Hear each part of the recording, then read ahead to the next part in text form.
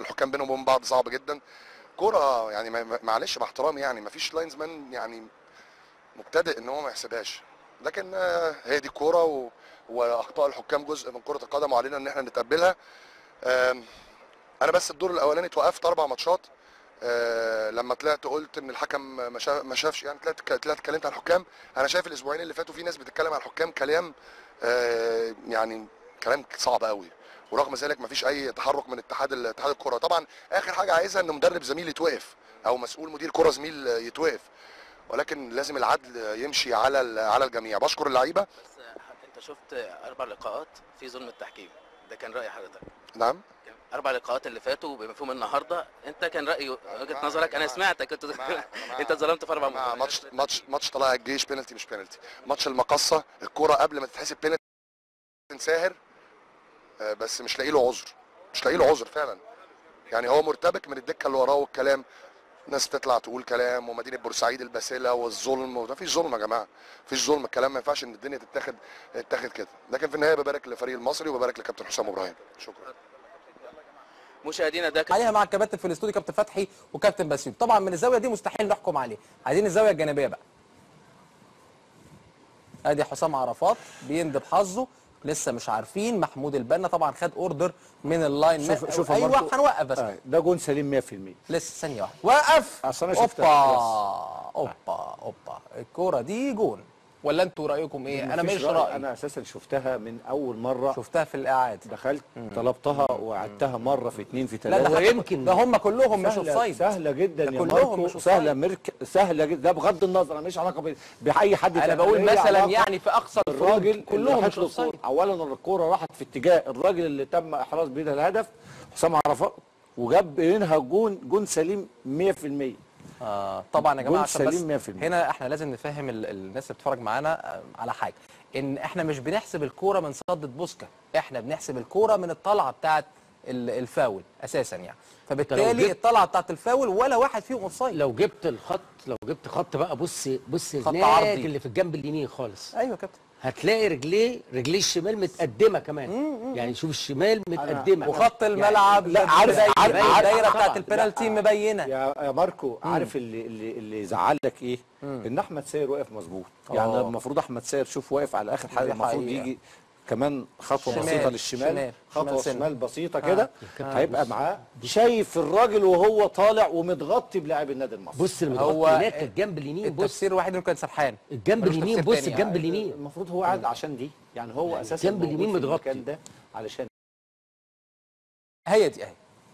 شوف حضرتك، شوف ضربه جزاء ولا ضربه جزاء يعني ما ضربه فيهاش جزاء. نعيدها تاني يا ياسر يا ريت معلش وبالراحه. الراجل طلع عليه اهو. شوف طبعا ضربه جزاء صح يا كابتن فتحي؟ طبعا لان جاي ونازل كمان بالستارز على راسه. ده جاي كمان من الخلف من ظهره، يعني مش مواجه. عارف لو الاثنين مواجهين هتقدر تقول ان ما فيهاش حاجه، لكن ده جاي من ظهره. بص من ظهره وفي دفعه وراكب على راسه طبعا، ونازل بالستارز. هو الستارز يا ماركو طبعا غير متعمد، لان الوقعه هو وقع وقعه يعني ما فيهاش تعمد للخط. جميل. انما التهور اللي عمله فيها ضربه جزاء. يعني كده الطلعه على راسه فيها ضربه جزاء، ما فيهاش نقاش. خلاص هياخدها ويروح على الجون انفراد. ضربه جزاء. الراجل جاي من ورا مندفع في تهور زي ما انت شايف كده. الدم طبعا غير طبيعي يعني. ربنا يقوم وضربة بالسلامه. هو قام بالسلامه ويعني لعب 5 دقايق وبعدين طلعه.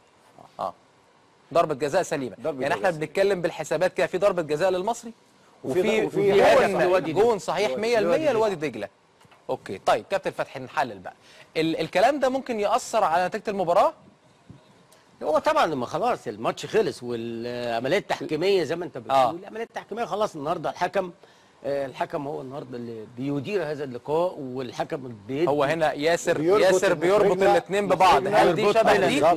هل دي شبه دي؟ بالعكس عشان اكون برضو اكثر قول يا كابتن امانه ان بتاعه المصري اوقع. بيني وبينك بتفق معاك، يعني بتاعه المصري اقوى وباينه واوقع وباينه اكتر بالظبط. يعني شوف دي في زق دي ليها وعليها، يحسب وما يحسبش. بالظبط فيها كلام. انما بتاعه المصري لازم يحسب. لا بتاعه المصري دي جريمه ما فيهاش. كابتن ابراهيم تعليق على المباراه النهارده، شايف في اعتراض على قرار التحكيم؟ يعني انا ماليش دعوه بالتحكيم، انا شايف ان انا ليا ضربه جزاء وطرد كمان، لاني الراجل اديك شفت عبد الله جمعه راجل راكب فوقيه وقع في 18 بنالتي مليون في المية، وبعد كده مش عايز يوقف اللعب عشان الراجل ده مسايح، ده مسايح الجنب اليمين عنده مفتوح خالص تماما وودنه مفتوحه من هنا ومش عايز، وعاملين نصرخ ونقول الراجل عشان يوقف اللعب مش عايز يوقف اللعب. حسام بيقول له بنالتي والراجل متعاطف، والله ما قال له غير كده، قال له اتفضل بره عشان يروح مضيع حته الجزئيه بتاع البنالتي.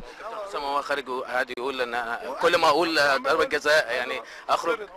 هو عشان يبقى باين ان هو ايه خلاص، يعني كحكم يقول لك انا طردت حسام حسن، هو خلاص كده يبقى هو كده بالنسبه له ده انجاز. النهارده احنا بقول لك احنا احسن، ضيعنا فرص كتيره جدا جدا ما تضيعش في كره القدم بالطريقه دي، وده اللي احنا بنتكلم اللعيبه زعلانين انه كل ماتش الفرص دي بتضيع وبنلاقي نفسنا بنتخطف مننا الماتش. فالنهارده الشوط الاولاني ماشي طبيعي في فرص كتيره ضايعه، انت راكب الماتش كله. الشوط الثاني بدات كده، بعد كده حصلت الاصابات والمشاكل والهيصه والضغط ديت، احنا ضغطنا نفسنا في الاخر بعد الاصابات وبعد التغييرات الاجباريه. اسامه عزب نازل طالع مصاب، الراجل طالع مصاب عبد الله جمعه، فبيبقى تغييرات اجباريه. انما انا بقول الحمد لله بتفك، لان انت الثلاث ماتشات خسرتهم قبل كده انت احسن وانت جايب بثلاث نقط، ربنا مش موافق. الماتش المقاولين بدات النقطه جات لك رغم ان انت تكسب كتير، وقلنا الحمد لله على النقطه، يبقى ربنا مخبينا حاجه كويسه. فان بعد العصر يسر الحمد لله. امبارح الماتش اللي فات تعادل، نقطه كويسه، النهارده المكسب 3 نقط، قدامنا طموح، احنا احق ان احنا يعني بقول لك المركز اللي بتاع المربع الذهبي ده، بقول الحمد لله بس نكمل للاخر. انما احنا يعني نسال اكتر من كده، بس احنا بايدينا بنضيع الفرص وبنضيع مننا النقط، وبنقول للعيبه بس خبراتها هتعمل على الماتش. خساره 3 نقط مع ال3 نقط اللي هتخصموا منه في الاخر، مش احنا ما بنبصلهاش دلوقتي الا في الاخر خالص، بحيث ان احنا نلعب نفضل في موجود في نفس عشان نبقى موجودين في بقى هو ابعد، وده حقنا لان احنا من احسن فرقه واحسن فرقه بتلعب كوره في مصر، وان شاء الله اللي جاي احسن باذن الله، وربنا يفك الفتره الجايه ويبقى الفرص اللي بتيجي دي اللي بتضيع مننا تيجي ان شاء الله. شكرا. مشاهدينا ده كان لقاءنا بعد المباراه والان